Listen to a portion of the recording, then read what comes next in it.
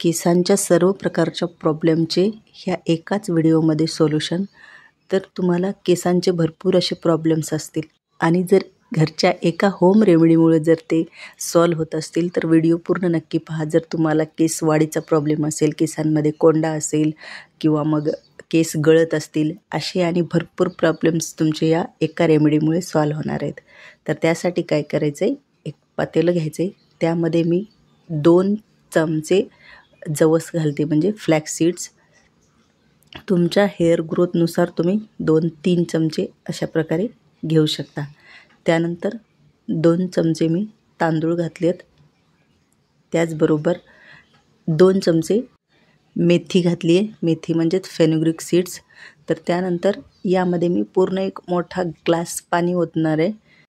आता हे जे पाणी आहे ते अर्ध्याच्याही निम्म होई इथपर्यंत त्याला उकळवून घ्यायचे, म्हणजे जे आपण मध्ये इन्ग्रेडियंट्स टाकलेत त्याचं जे सगळं पोषक तत्व आहेत ते या पाण्यामध्ये उतरतील आणि पाणी अर्ध्याच्याही कमी होऊन जाईल. आता सांगते ह्या जे आपण टाकलेत यामध्ये याचे फायदे काय काय असतात. मेथीमुळे जे आहे, मेथीमध्ये जे गुण असतात ते असतात. मेथी अँटीफंगल आणि अँटीबॅक्टेरियल असते, त्यामुळे जे तुम्हाला जर केसांमध्ये अशी खाज वगैरे येत असेल तर ती सॉल्व्ह होते. त्यानंतर तांदळामध्ये जे हे असतात पोषक तत्वे असतात ते असतात की तांदळाच्या पाण्यामुळे केस शाईन होतात, केसांची स्ट्रेंथ इम्प्रूव्ह होते, केसांमध्ये जो वॉल्यूम असते ती इन्क्रीज होते. त्याचबरोबर जवस जे आहे फ्लॅक्सीड, त्याच्यामध्ये सुद्धा व्हिटॅमिन ई असते, त्याच्यामुळे हेअर जे आहेत ते वाढीला लागतात आणि केस चमकदार होतात. सगळ्यात मेन आणि महत्त्वाचा पॉईंटमध्ये कोंडा होऊ देत नाही फ्लॅक्सीड जवस जर तुम्ही असंही रोज चमचाभर खाल्लं तरी भरपूर फायदा होतो. जर असं खाऊ वाटत नसेल तर त्याची चटणीही करून तुम्ही ठेवू शकता.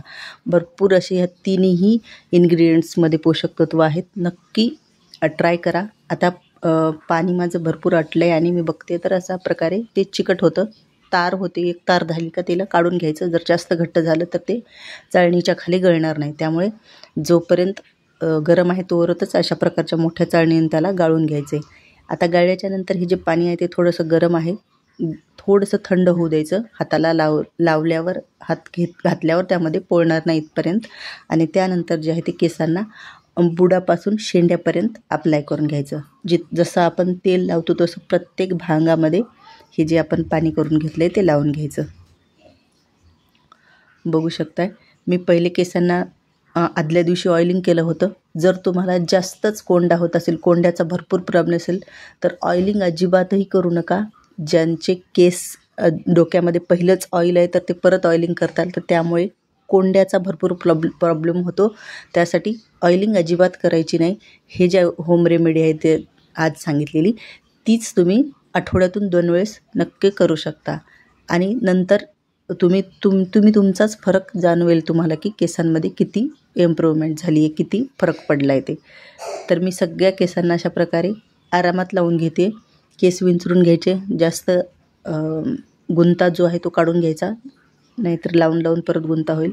आणि त्यानंतर सगळ्यात मेन महत्त्वाचं, जेव्हा तुम्ही विंचरताय केस तेव्हा पहिले मोठ्या कंगव्याने विंचरून घ्यायचे. केसातला पहिला आधी गुंता काढून घ्यायचा.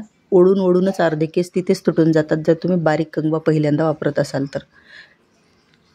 त्यानंतर मी सगळ्या केसांना अशा प्रकारे हे जे पाणी आहे ते लावून घेतलं आहे. आता मी ह्याला अर्धा ते 1 तास असंच लावून ठेवणार आहे. हे जे पाणी आहे ते पूर्णपणे सुकलं पाहिजे किंवा मग जे आपण पाणी तयार केले त्याच्यातले पोषक तत्वे मुळापर्यंत मध्ये गेले पाहिजेत. तर मी आता ह्याला थोडा वेळ ठेवलेलं आणि नंतर हे जे पाणी आहे ते पूर्ण सुकलेलं होतं. बघू शकता केस असे कोरडे झाले होते. त्यानंतर मी छान असे वॉश करून घेतले पाण्याने आणि आता तुम्ही फरक बघू शकता. इतके छान शायनी केस तयार होतात. तर नक्की एकदा ही होम रेमेडी ट्राय करा. बाहेरून काही आणायचं गरज नाही, घरातच तयार होते आणि तुम्हाला फरक नक्कीच जाणवेल. नक्की ट्राय करा आणि व्हिडिओ जर आवडला असेल तर व्हिडिओला लाईक, चॅनलला सबस्क्राईब आणि एखादी कमेंट नक्की करा. धन्यवाद.